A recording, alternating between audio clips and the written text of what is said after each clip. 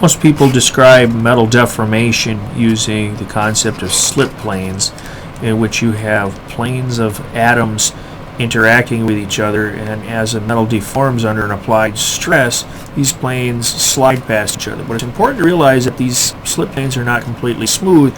Atoms have a spherical shape, and so there's going to be a bit of roughness in these planes. I've represented these slip plane using these pieces of egg crate carton, and these bumps in the egg crate carton represent metal atoms. So in elastic deformation, the idea is that under a small applied stress, the metal will distort to a small extent and reversibly. And at the atomic level, we can think about the slip planes sliding past each other to a small extent, and when the applied stress is released, the metal atoms slide back into their original locations. Now, remember, the metal atoms are all attracted to each other by metallic bonding. Now, to go to plastic deformation, we can think about applying a greater stress in which the atoms will slide past each other and move into a next favorable location in which the atoms are interacting with each other as much as possible. In plastic deformation, which usually occurs at a higher stress than elastic deformation, we find that this deformation is not reversible. It's very difficult to get all of these atoms back into their original locations without some sort of distortion taking place.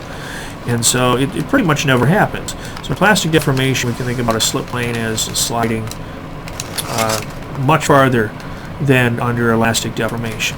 Now, there's a problem with this model. This model assumes that all the atoms move all at the same time. In fact, that's very difficult to do. It would take a very large amount of stress to really distort slip planes like that. And so most people have sort of taken an end run around that using the concept of a dislocation.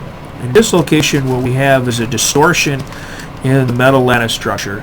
And during metal deformation using dislocation, you can think of the atoms as sort of moving along in a ripple type of pattern, kind of like this.